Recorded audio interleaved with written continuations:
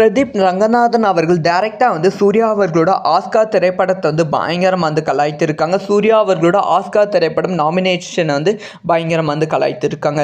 இதை பற்றி ரொம்ப டீட்டெயிலாக தான் பேச போகிறோம். அதாவது சூர்யா அவர்களோட கங்குவா திரைப்படம் வந்து ஒரு மிகப்பெரிய தோல்வி திரைப்படமாக அமைந்து விட்டது. வசூல் ரீதியாகவும் சரி, விமர்சனம் ரீதியாகவும் சரி. அதனால் இந்த திரைப்படத்தை வந்து ஆஸ்காருக்கு வந்து அனுப்பியிருக்காங்க. ஸோ 300 திரைப்படங்கள் ஆஸ்காருக்கு அனுப்பியிருக்காங்க.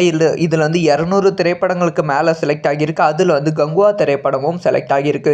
இந்த சமயத்தில் வந்து பிரதீப் ரங்கநாதன் அவர்கள் வந்து தன்னோட டிராகன் திரைப்படத்துக்காக வந்து ஒரு ப்ரோமோ மாதிரி, ஒரு அட்வர்டைஸ்மெண்ட் மாதிரி ஒன்று ரிலீஸ் பண்ணியிருக்காங்க. இதில் வந்து நிறைய விஷயங்கள் வந்து சொல்லியிருக்காங்க. அப்போ வந்து ஏன் நம்மளோட திரைப்படத்தை ஆஸ்காருக்கு அனுப்பக்கூடாது அப்படின்னு சொல்லி பிரதீப் ரங்கநாதன் கேட்குற முடியும். என்ன உனக்கு என்ன ஆஸ்கார் என்ன அவ்வளோ ஈஸியான விஷயம் போச்சா? தமிழ்நாட்டில் இருந்து வரவங்களாம் மூளையை வந்து தமிழ்நாட்டிலே கழுத்தி வச்சுட்டு வரீங்களாடா? ஆஸ்காருக்கு அனுப்புனா படத்தோட ஸ்டார்டிங்கிலிருந்து எண்டிங் வரைக்கும் இந்த அப்படி தீயாக இருக்கணும், பரபரன்னு இருக்கணும்.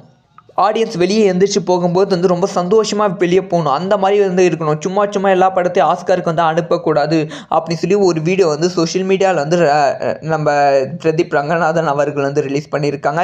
இதுக்கு வந்து சூர்யா ரசிகர்கள் மத்தியில் பெரும் கோபம் வந்து எழுந்திருக்கு. பிரதீப் ரங்கநாதன் வந்து பயங்கரம் வந்து வெளுத்து வாங்கி கொண்டு இருக்கிறார்கள்.